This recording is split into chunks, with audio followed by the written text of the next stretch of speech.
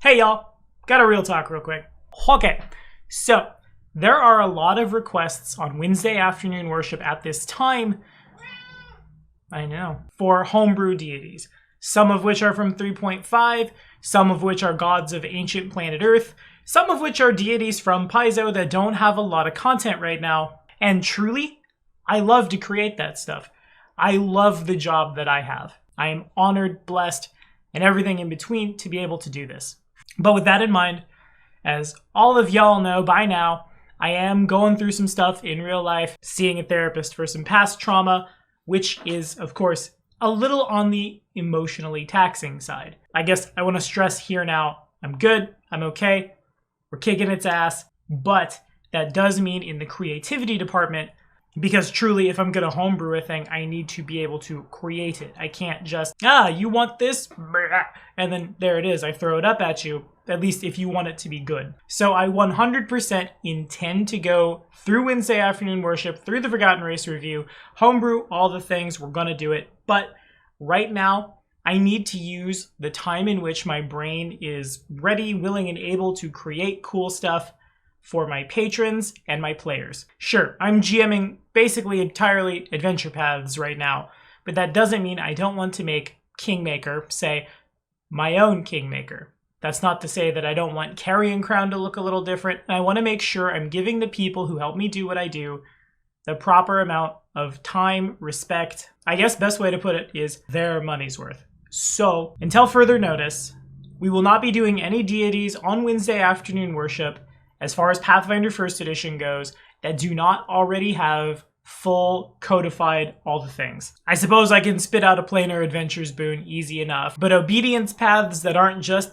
different variations on the same thing forever, paladin codes that resonate, those take emotional energy from me. We're still going to homebrew stuff into 2nd Edition if it doesn't exist in 2nd Edition right now. Frankly, that's pretty easy to do, and so I can do it. Just wanted to let y'all know where we're at, where we're sitting. We're gonna get to it, I'm Gandalf right now. Gotta go solo that Balrog.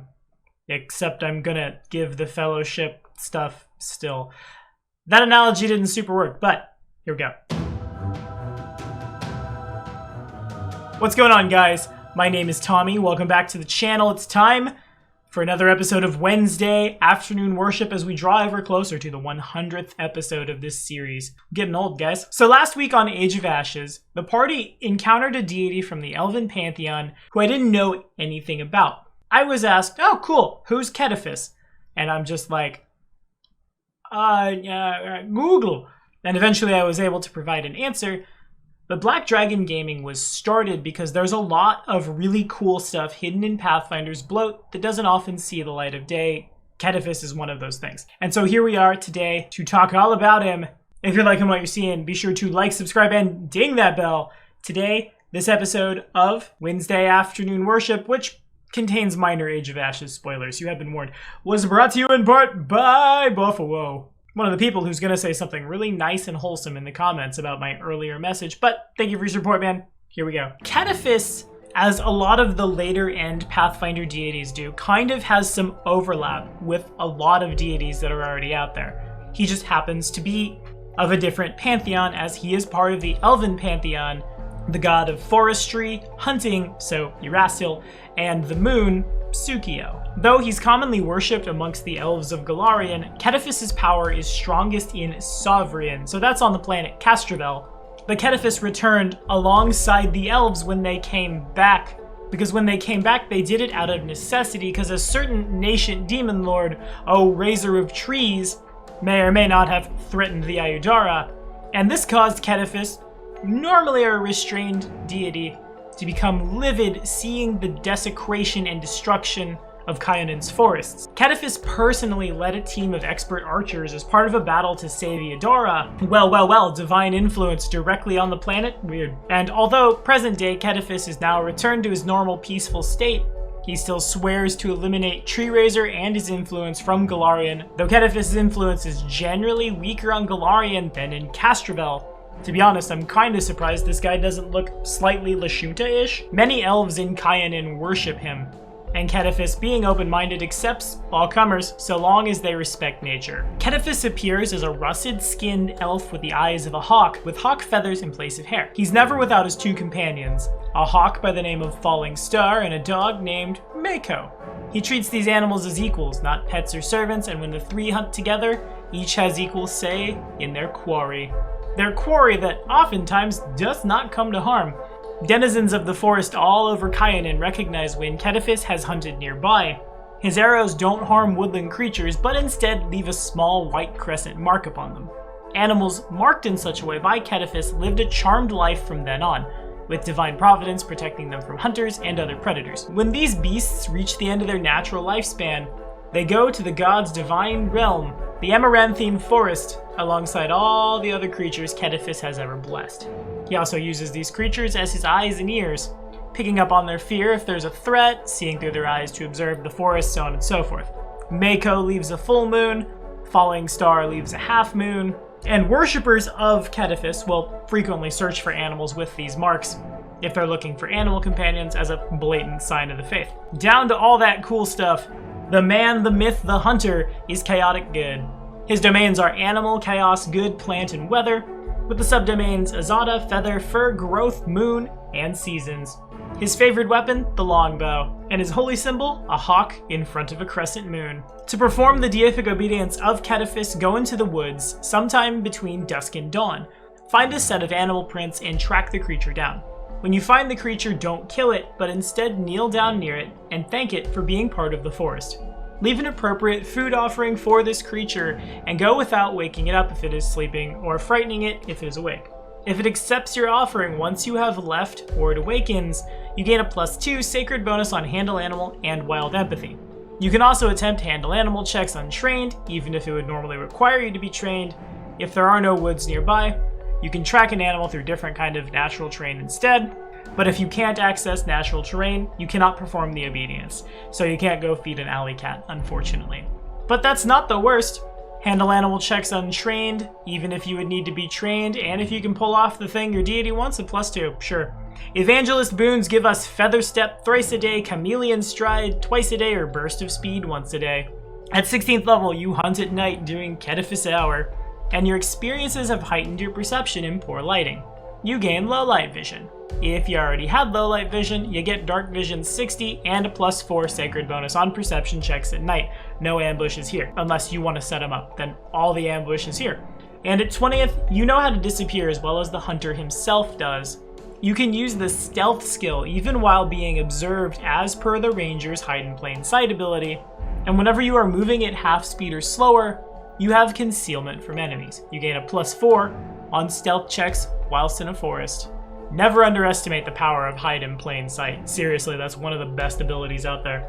Exalted boons, it's good berry thrice a day, resist energy twice a day, or remove disease once a day.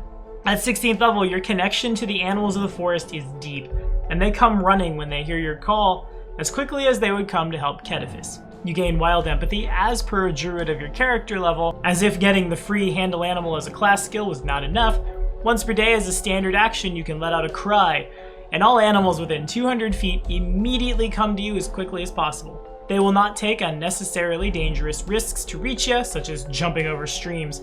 This is a magical call, and animals respond even if unable to hear due to environmental conditions or deafness. For a number of minutes equal to your exalted level, you can communicate with these animals as if you had cast Speak with Animals. They're automatically friendly but not obligated to do what you ask.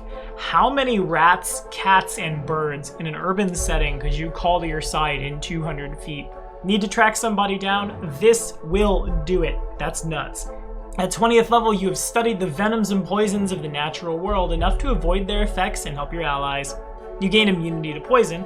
As a standard action, when an ally is poisoned, you can attempt a heal check to study it. If the result exceeds the DC by 5, the poison is immediately neutralized, neato, and all the ability damage and stuff is reversed. You do not heal hit point damage or ability damage or drain caused by other effects, and you must make a separate check for each poison. Gotta be adjacent to your ally, and if you fail, you can't use it for either that ally or that poison for 1 week. Is there stuff in high level play poisoning you? That'll do it. In any case, I love begging creatures. The Sentinel boons, it's Entangled thrice a day, Gust of Wind twice a day, or Earth Tremor once a day.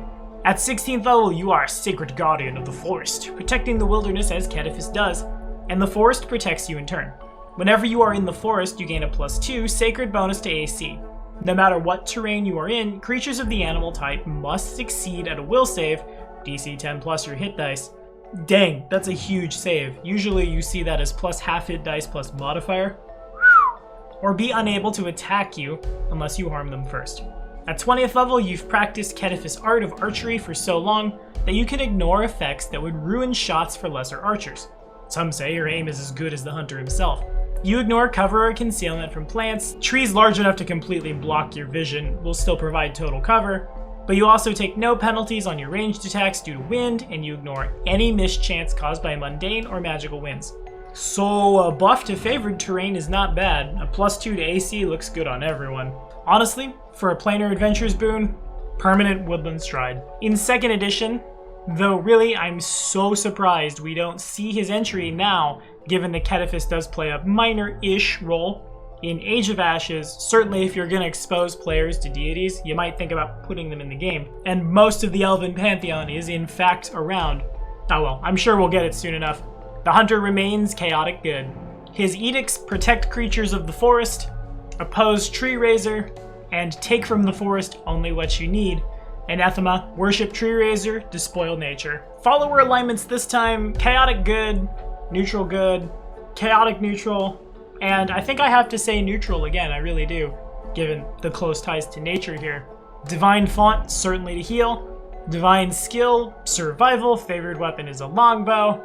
The domains are Moon, Nature, Zeal, and Might. Ketephys will allow his clerics to prepare Acid Arrow as a 2nd level spell, Animal Vision as a 3rd level spell, and Tree Stride as a 5th level spell. Now, again, Ketephys kind of overlaps a lot of deities that already exist, and you see that a lot in Pathfinder.